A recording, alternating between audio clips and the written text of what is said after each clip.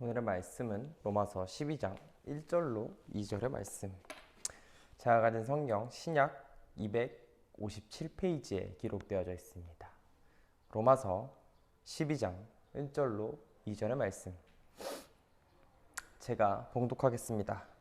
그러므로 형제들아, 내가 하나님의 모든 자비하심으로 너희를 권하노니 너희 몸을 하나님이 기뻐하시는 거룩한 산 제물로 드리라.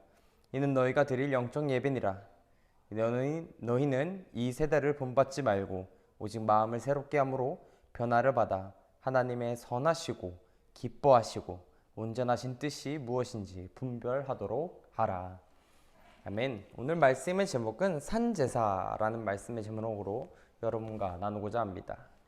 영국의 유명한 50년의 목회를 자랑하는 한 분의 목회자가 있죠. 레이몬드 데 오비스라는 목사가 있습니다. 이분이 목회를 시작을 했을 때 처음 만났던 한 노인분이 계시는데요. 예수를 믿고 이 교회에 나오라고 전도하는 일이 있었다고 합니다. 그 지방 전도자들이 모두 거의 반세기 동안 그에게 전도를 해 보지 않은 사람이 없을 정도로 많은 노력을 했어요. 그러나 어떠한 한 사람도 그분을 전도할 수 있을 만한 효과는 보지 못했다고 합니다. 하루는 완고하기로 유명한 이 노인이 떨며 눈물을 흘리면서 교회에 나와 제단 기슭에 꿇어앉게 되었고, 그는 그 이후로 교회를 다니는 믿는 자가 되었다고 하죠. 그 교회가 바로 오비스 목사의 교회였습니다. 그래서 이 오비스 목사의 목회는 대성공이라며 다들 칭송하기 바빴죠. 그 바람에 오비스 목사 자신도 어깨가 조금은 으쓱했을 겁니다. 그러나 그것은 성공이 아니었습니다. 오비스 목사의 성공적인 목회로 그가 회개한 것이 아니라 다음과 같은 일로 인하여 그가 돌아왔던 것이죠. 노인은 하룻밤 자기가 믿게 된 동기에 대해서 말하기 시작했습니다. 이렇게 말이죠.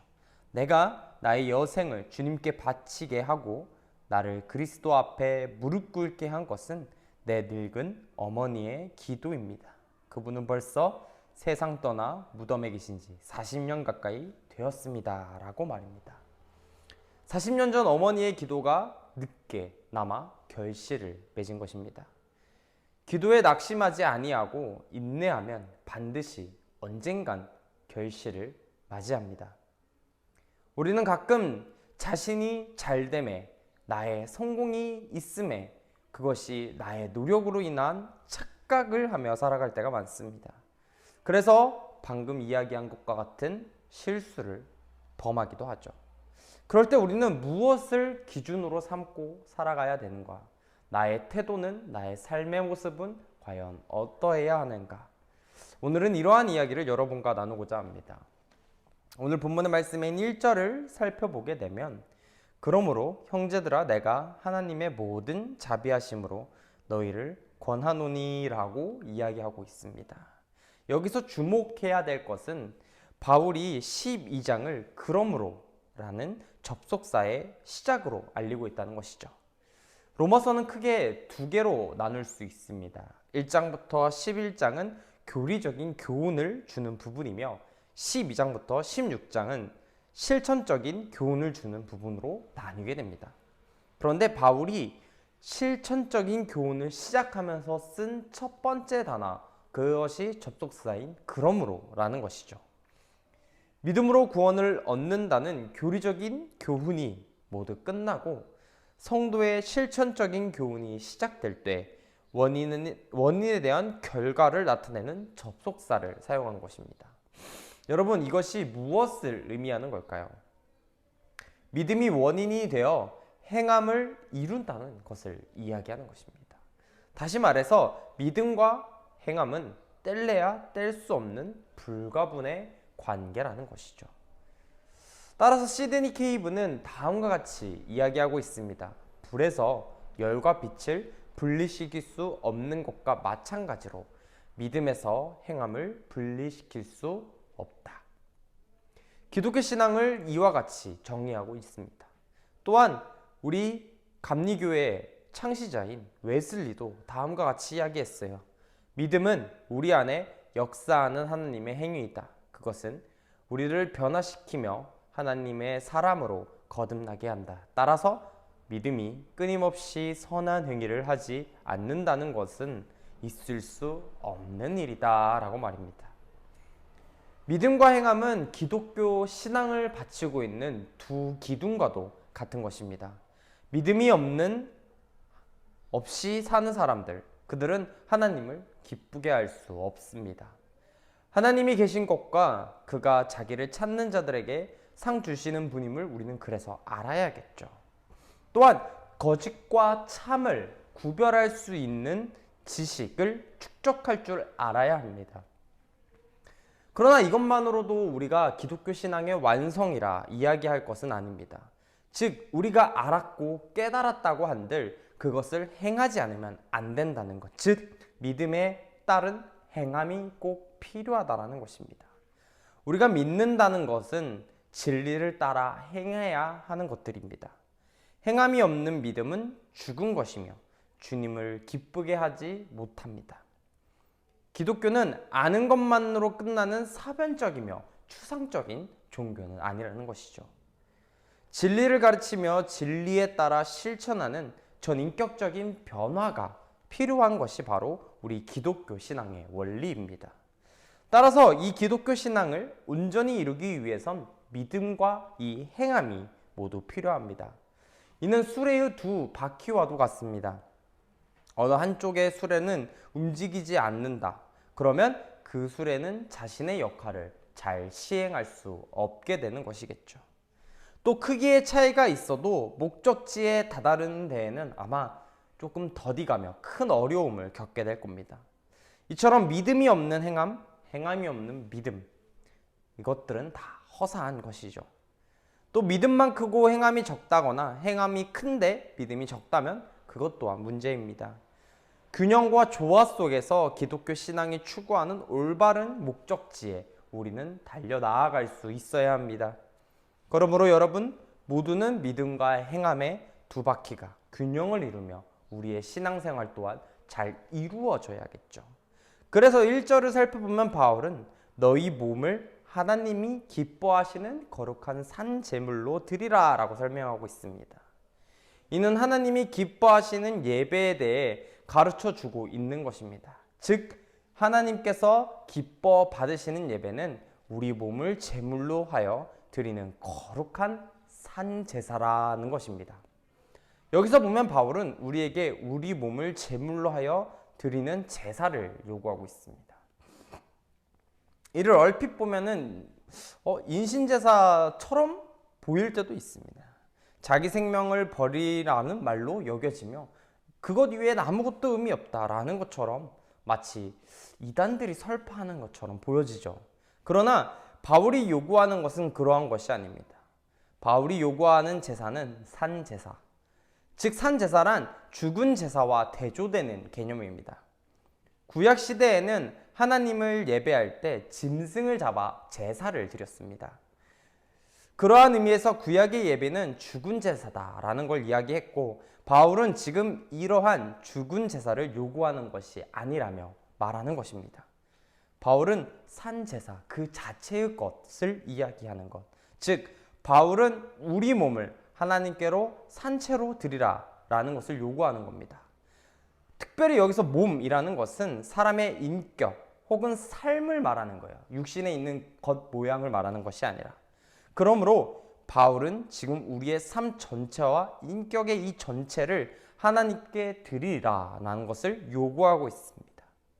우리는 우리의 인격과 삶 전체를 드려 하나님께 헌신하고 봉사함으로 산 제사를 드려야 한다라는 겁니다.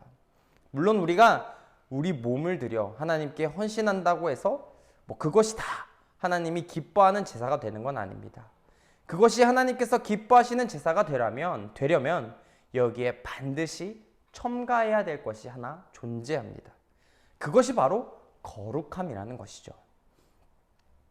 바울은 우리 몸을 산 제사로 드리되 거룩한 제사로 드릴 것을 요구하고 있습니다. 우리 구약 시대에 하나님을 예배할 때에는 반드시 흠과 점이 없이 깨끗한 제물로 제사를 드려야 했습니다. 그래야 하나님께서 받아주셨죠. 마찬가지로 오늘 우리가 우리 몸으로 드려야 할 예배도 하나님께서 받으시고 하나님이 기뻐하시는 예배가 되려면 우리 몸을 거룩히 구별할 줄 알아야 한다는 것입니다. 그렇다면 어떻게 해야 우리 몸을 거룩히 구별하며 산제사로 드릴 수 있을까? 이에 대한 답을 세 가지로 바울은 제시하고 있습니다. 첫째는 이 세대를 본받지 말라는 것입니다. 여기서 이 세대란 우리가 살고 있는 이 시점, 곧 우리가 속해 있는 하나님 없는 인간 본의의 악한 풍습과 타락한 생활 방식을 쫓는 시대를 가리키는 것입니다. 바로 이러한 세대를 본받지 않는 것이 우리가 거룩한 산 제사를 드리는 길인 것이겠죠. 둘째는 마음을 새롭게 함으로 변화를 받아야 하는 것입니다. 곧 세속의 타락한 시류에 마음을 빼앗기지 말고 새롭게 창조된 피조물로서 날마다 삶과 전인격적인 그리스도의 형상으로 변화시키며 살아가야 한다는 것입니다. 이 셋째는 하나님의 선하시고 기뻐하시고 온전하신 뜻이 무엇인지 분별할 줄 알아야 합니다. 곧 자기 본의의 삶이 아니라 하나님으로 인해 돌아가는 삶, 하나님이 기뻐하시는 삶을 살아야 한다는 것입니다. 여러분, 우리 하나님이 기뻐하시는 예배는 우리 몸을 제물로 하여 드리는 거룩한 산제사입니다. 예수께서 이 수가성 여인에게 주신 말씀 중 다음과 같은 말씀이 있습니다. 아버지께 참되게 예배하는 자들은 영과 진리로 예배할 때가 오나니 곧 이때라. 아버지께서는 자기에게 이렇게 예배하는 자들을 찾으시느니라. 하나님은 영이시니 예배하는 자가 영과 진리로 예배할지니라 라고 말씀하며 바로 이러한 산제사와 관련된 영광이 무엇인지 우리에게 보여주고 있습니다. 그러므로 여러분, 신령과 진정으로 하나님께 예배 드려야 합니다. 여러분은 전인격적 삶과 그리고 그 모든 것들을 예배하되 흠과 점이 없는 거룩한 제물로 여러분이 드릴 수 있기에 힘써 노력해야만 할 겁니다. 그래서 2절에 사도 바울은 하나님의 선하시고 기뻐하시고 온전하신 뜻이 무엇인지 분별하도록 하라 라고 하였습니다. 이는 성도가 자기 몸을 하나님께 거룩한 산 제사로 드리기 위해 실행해야 할 최종적인 자세입니다. 여기서 우리가 주목해야 될 것은 바로 하나님의 뜻은 언제나 선하고 온전하다는 사실입니다. 바울은 로마서 11장 33절로 34절에서 하나님의 신묘함에 대해 서술하고 있습니다. 즉 세상의 어느 누구도 하나님의 깊은 뜻을 헤아릴 수 없다는 것을 설명합니다. 그런데 본절에서 그러한 하나님의 뜻이 언제나 선하고 옳다라고 말하고 있습니다. 그러나 세상의 많은 사람들은 하나님은 결코 선하신 분이 아니라라고 말합니다. 세상의 고통과 슬픔을 보고 그들은 하나님께서 결코 선한 분이 아니라고 말하죠. 구약 성경에 나오는 심판 장면만 보면 하나님은 심판을 즐기시는 분이라 비난하는 자들까지 있습니다. 복음을 전하는 일에 전심전력을 하고 먹고 사는 일에 매이지 않는 복음 전파자들을 보며 하나님은 가난한 하나님이다 라고 비방하죠. 정직하고 착한 사람들은 세상에서 소외되고 더욱 고통당하며 반면 부당하고 부정직한 자들이 대우받는 세상, 이러한 세상의 형태들을 보며 하나님은 전혀 공의롭지 못하다라고 우리에게 설파합니다. 여러분, 사실 그들의 비난에 대해 우리는 어쩔 때 보면 할 말이 없을 때가 많이 있습니다. 왜냐하면 겉으로 보면 그것이 사실인 것처럼 인정할 수밖에 없는 상황에 놓여 있기 때문이죠. 그러나 여러분, 참고 인내하는 가운데 곰곰이 생각해 보십시오. 여러분들의 지난 날들을 한번 되돌아보시기 바랍니다. 지나온 시간 동안 주님의 인도하심이 없었던 적이 단 한 번이라도 여러분 있으십니까? 만약 주님의 도우심이 아니었다면 지금의 내가 과연 여기에 있을 수 있으십니까? 여러분, 한번 솔직히 자신을 돌아보시기 바랍니다. 하나님은 참으로 선하시고 온전하신 분입니다. 그분의 뜻은 선하고 온전합니다. 비록 지금 우리 앞에 절망할 수밖에 없는 상황들이 펼쳐지고 있을지라도 그것은 더 깊은 하나님의 계획을 위한 진행 과정이라는 것을 여러분 잊지 마십시오. 하나님은 모든 것을 협력하여 선을 이루게 하시는 분입니다. 하나님께서 우리의 고난에 대해 때를 따라 돕는 분이십니다. 단지 우리가 바라는 선, 우리가 바라보는 때가 아닐 뿐이라는 것이죠. 하나님은 당신의 선을 이루시기를 원하시며 당신의 때를 돕기를 원합니다. 왜냐하면 그것이 궁극적인 선이며 우리에게 가장 적절한 때이기 때문이죠. 세상에 고통과 아픔이 가득한 것은 하나님의 뜻이 악하거나 불완전하기 때문이 아니라 아직 하나님의 때가 되지 않았기 때문입니다. 하나님은 선하시고 온전하신 자신의 뜻을 위해 인내하고 계신 겁니다. 그들의 슬픔에 함께 슬퍼하고 그들의 고통에 함께 아파하며 기다리고 계신 거죠. 그러므로 여러분 믿으시기 바랍니다. 하나님의 뜻이 선하고 온전하심을 말입니다. 우리를 향한 하나님의 계획하심이 선하심을 말입니다. 결코 하나님은 악을 행하는 분이 아니시죠. 여러분의 삶 가운데서도 역사하시며 온전한 뜻이 무엇인지 그래서 깊이 묵상하시고 그 뜻에 순종하시는 여러분이 되시길 바랍니다. 여러분, 하나님께서는 우리로부터 우리의 삶 전체를 제물로 드리는 살아있는 예배를 받으시길 원합니다. 우리는 그러한 하나님의 소원을 만족시켜 드릴 수 있어야겠죠. 그것이 하나님의 백성과 자녀된 자들로서 마땅히 해야 할 도리일 것입니다. 그러기 위해서는 우리는 이 세대를 본받지 말고 믿음을 그리고 마음을 언제나 새롭게 하여 변화를 받고 하나님의 선하시고 기뻐하시고 온전하신 뜻을 분별해낼 수 있어야 합니다. 우리가 우리의 삶 가운데서 이것들을 이루어낼 때 비로소 우리의 삶은 살아있는 영적 예배가 되는 것입니다. 정녕 우리가 우리의 삶 전체를 거룩한 산 제물로 드릴 때 우리의 삶이 예배가 되는 신비한 체험을 하실 수 있을 겁니다. 여러분이 살아가는 그 모든 순간 하루하루가 하나님 앞에서 온전한 산제사의 삶의 마음가짐과 몸의 행동으로 나타나시기를 간절히 바라겠습니다. 다 같이 기도합니다. 사랑이 많으신 하나님, 우리가 온전한 삶을 살아가기 위해 하루하루 노력하고 있습니다.